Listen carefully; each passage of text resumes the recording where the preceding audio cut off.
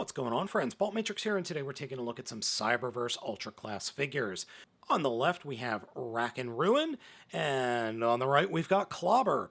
Now, these two characters are far and away my favorite characters from Season 3 of Transformers Cyberverse, currently airing on YouTube. Look, I've already seen all of Season 3. It's out there on the internet, on European-based video platforms. Go watch it. It's an excellent series, except the last few episodes. Alright, so let's go ahead and get into it. These two are a lot bigger than your standard deluxe class.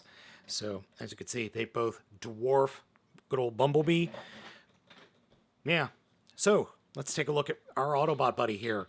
This armored vehicle is pretty nice, however, it is very light. There's a lot of hollowness going on, and unfortunately these cannons in the front, well, they are not posable, sadly. I really wish they were. There's nothing I can do about that. I also really wish that this guy would get a deluxe class figure, or another figure that is, I don't know, maybe like Studio Series grade, because he really deserves it. The transformation for this figure is bananas, especially at this size class. This figure is one of the most complex transformations in the entire Cyberverse line. So let's go ahead and get into it. First, we're going to come to the sides of the vehicle mode and unpeg what will become the arms off the front of the vehicle and fold them all the way down. Then come to the back here and unpeg the back of the vehicle mode. Take the canopy section of the vehicle mode and flip it all the way up until it snaps into place. And then take the back wheels and flip them up until they snap into place. And then take the legs and straighten them out, down, and turn them. So again, straighten them out, fold them down, and turn them, and then come to the arms, fold them all the way out, and flip them around until they snap into place. Do the same thing on the other side. So effectively, he literally just kind of falls onto his back and then sticks his head between his legs and his legs flip around. And that's the transformation for Rack and Ruin. And we end up with a very cool version of the character. The coloring works incredibly well. The military green, the charcoal, blue, all work really well. The white's really good, and I love the fact that his faces aren't the same.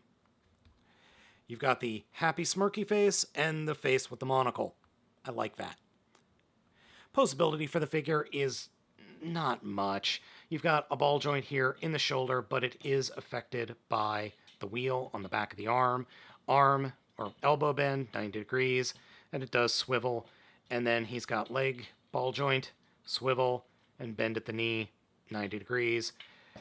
But you're not going to be posing this guy much. But he does have a gimmick, and that gimmick is activated by the gun that is stored on his back. So really, it's supposed to open up, grab it, and pull it out, and pull the back away, and then he gets the Energon shield flipping over his face. The Energon shield works. I mean, it only covers like part of his torso and his face, but I kind of dig it. I would love to have this painted a little bit more. I would love maybe my buddy Grimlockamus to actually paint it as armor, but it works.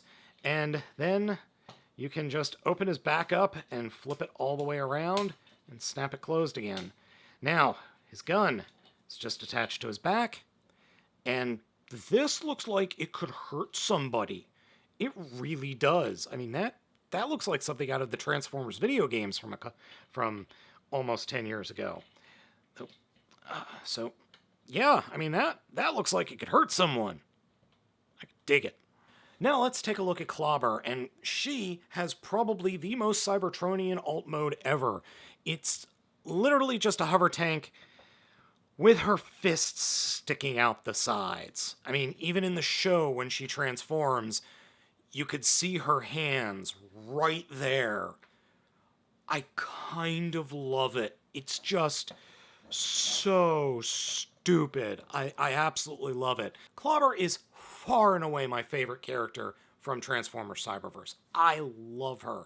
She's honest, she's dumb, but in that way of she knows what's going on, she knows things are bad, she wants to do the right thing, and even after a certain event occurs and she's, well, I don't want to spoil things. Let's just say she has a friend on the Decepticons, and no matter what, she will stay friends with that other bot. Now, the transformation from this mode is simple but very satisfying. Start off with, grab the gun, unpeg it, and just put it off to the side. Come to the sides, unpeg the arms, come to the underside of the front of the vehicle mode and flip down the legs, fold out the feet, and then take the arms and swing them up until they rest to the side of the turret. Grab the legs section, turn them around 180 degrees, and then flip them out. Grab the entire front of the vehicle mode and fold it down to form her chest, and that's it. Her gun can be placed in either hand, no problem. Her gimmick is the same as Rack and Ruin, but it's activated by the switch by pulling it down, and when you do that, she gets armor. Again, it covers a little bit more of the sides on her shoulders, but again, it doesn't cover her midsection, which is really weird. It looks good, but it's really weird. I can't be the only one who finds that to be really ineffective in combat. To put it back, simply push it back, fold it up, flip it down, and then close it up, and there we go. Clobber's coloring of black, neon green, lavender, and gray work incredibly well. It's a great figure. I absolutely love it. I absolutely love her design. I love the character. I am in kind of the situation where I really want a more detailed figure. I would love a deluxe class figure, but then it wouldn't have the size. I would love a studio series of Voyager class of Clobber. Posability is exceptionally limited. Arm or shoulder is on a ball joint. You can get in and out movement. Bend at the elbow, swivel. Hips are ball jointed, but again, they're very much like the shoulders. Knee bends over 90 degrees. No swivel to really speak of, and I don't care. I just don't care. I love this figure. Again, I would love if there was maybe a Studio Series Voyager class figure of Clobber and a Studio Series Voyager class figure of Rack and Ruin. But you know what? These two figures are pretty good. Yeah, the gimmick is dumb and kind of useless, but these are fun figures. They're just fun, and they're worth picking up. They're expensive. They're $20 a pop, but if they go on sale over at the Big Bad Toy Store or anywhere else you get your figures, just pick them up. They're totally worth it. So folks, thank you so much for watching this video review. Let me know what you think of these figures down in the comments. I have been Baltmatrix. Be sure to hit those like and subscribe buttons. Thank you for watching. I've been Baltmatrix, and I'll catch you next time.